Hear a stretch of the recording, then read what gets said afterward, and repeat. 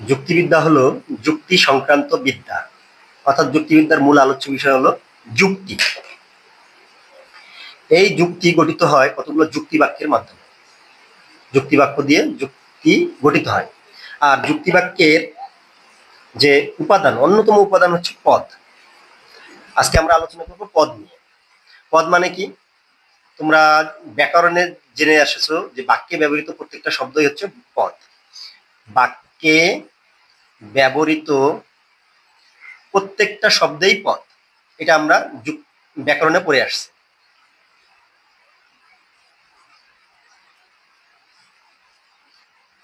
যেমন রহিম হয় সুন্দর, এখানে রহিম একটা পদ, হয় একটা পদ, সুন্দর একটা পদ।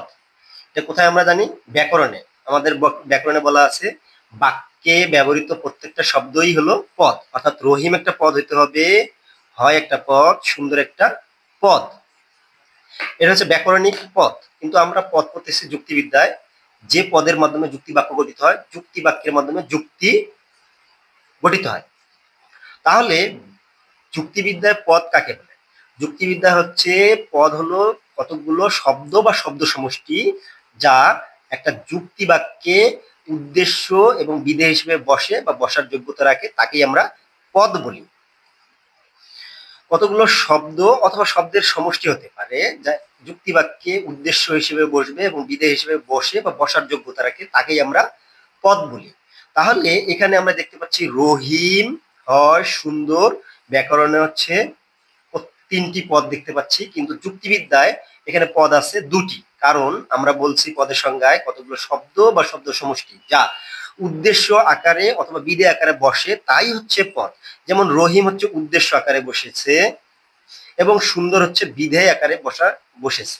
তাহলে রহিম এবং সুন্দর হচ্ছে পদ। এই যে হয় শব্দটা, হয় শব্দটা পদ নয়, হয় শব্দটা পদ নয়। তাহলে যেটা যে শব্দ বা শব্দ সমষ্টি, এখানে শব্দ হতে পারে বা শব্দের সমষ্টিও হতে পারে। শব্দ বা শব্দের সমষ্টি উদ্দেশ্য এবং বিধেয় আকারে বসে বা বসার যোগ্যতা রাখে, তাকেই পদ বলবো। যেমন এখানে করিমের ভাই রহিম, ওই কিন্তু একজনকেই বোঝাচ্ছে। করিমের ভাই রহিম, এই যে রহিমকেই বোঝাচ্ছে। সৎ ও সুন্দর, এটা উদ্দেশ্য পদ, এটা হচ্ছে বিধেয় পদ। তাহলে আমরা সংজ্ঞায় বলেছি যে শব্দ বা শব্দ সমষ্টি যা উদ্দেশ্য এবং বিধেয় আকারে বসে, তাকেই পদ বলা হয়। এই যে শব্দের সমষ্টি, এখানে একটা মাত্র শব্দ দিয়ে উদ্দেশ্য হয়েছে, কিন্তু এখানে এক দুই তিন, করিমের ভাই রহিম, এই তিনটা শব্দ দিয়ে একটা পদ হয়েছে। এই তিনটা শব্দ দিয়ে একটা পদ হয়েছে, এই তিনটা শব্দ দিয়ে পদ হওয়াটা এটা একটা উদ্দেশ্য আকারে বসেছে। এখানেও সৎ ও সুন্দর তিনটা শব্দ দিয়ে একটা পদ হয়েছে, এই পদটা বিধেয় আকারে বসছে। সুতরাং এই শব্দের সমষ্টিকে আমরা বলবো পদ। একটা যুক্তি বাক্যে পদ থাকে দুটি। যেমন এই যে উদ্দেশ্য আর বিধেয় আকারে যারা বসতে পারে তারাই পদ হয়। তিনটা মাত্র শব্দ দিয়ে একটা পদ হয়েছে, তিনটা শব্দ দিয়ে একটা পদ হয়েছে। একটা যুক্তি বাক্যে দুটি মাত্র পদ থাকতে পারে।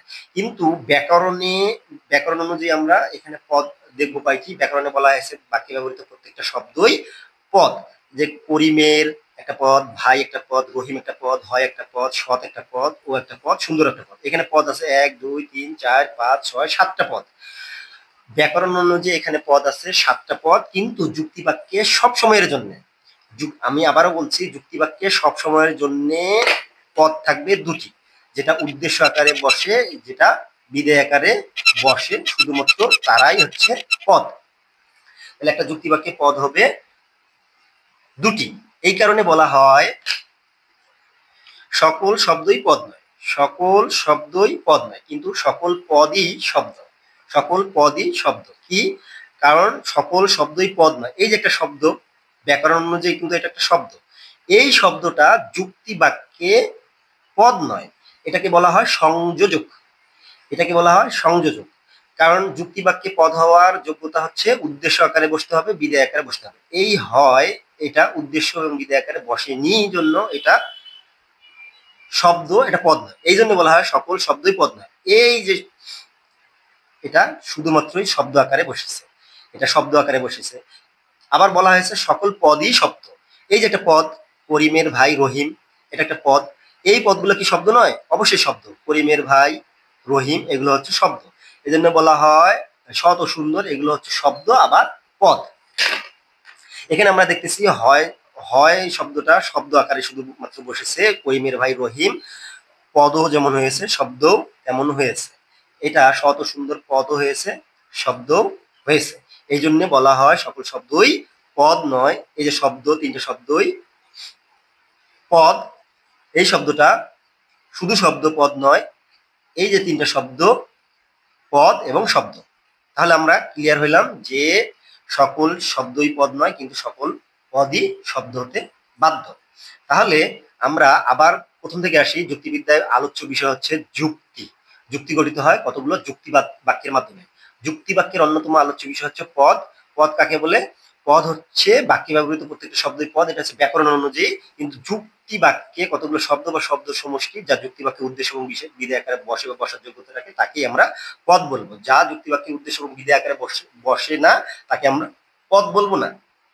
আবার বললাম সকল শব্দই পদ নয়, কিন্তু সকল পদই শব্দ। পদের ইংরেজি প্রতিশব্দ।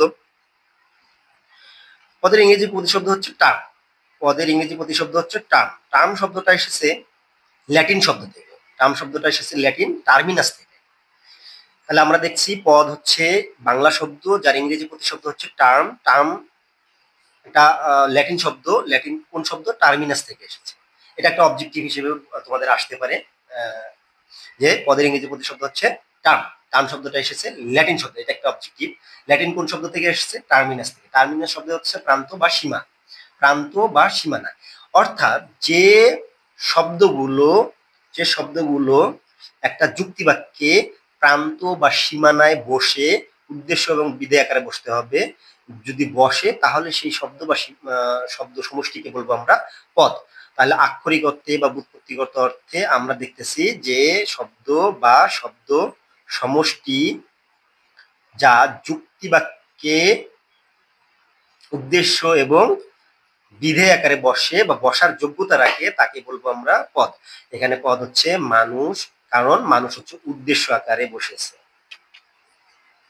এইখানে সৎ হচ্ছে বিধেয় আকারে বসেছে। তাহলে এই মানুষ ও সৎ হচ্ছে আমাদের পদ। এই যে হয়, এটা শুধুমাত্র শব্দ, এটা পদ নয়, কারণ এটা উদ্দেশ্য আকারেও বসে নাই, উদ্দেশ্য আকারে প্রান্তে বসে নাই। এই যে একটা প্রান্ত, এই যে একটা প্রান্ত, এই প্রান্তে বসে নাই, তাই এটা আমাদের পদ নয়। এটা হচ্ছে শব্দ, যাকে বলা হয় সংযোজক।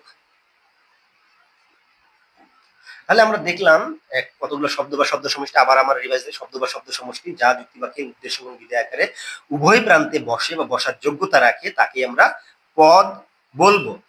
একটা যুক্তি বাক্যে বসুক বা না বসুক, বসার যোগ্যতা থাকলেই তাকে আমরা পদ বলবো। এখানে মানুষ শব্দটা যুক্তি বাক্যে বসেছে জন্য এটা পদ। কিন্তু এই মানুষ শব্দটা আলাদাভাবে কি আমরা পদ বলবো? কি বলবো না?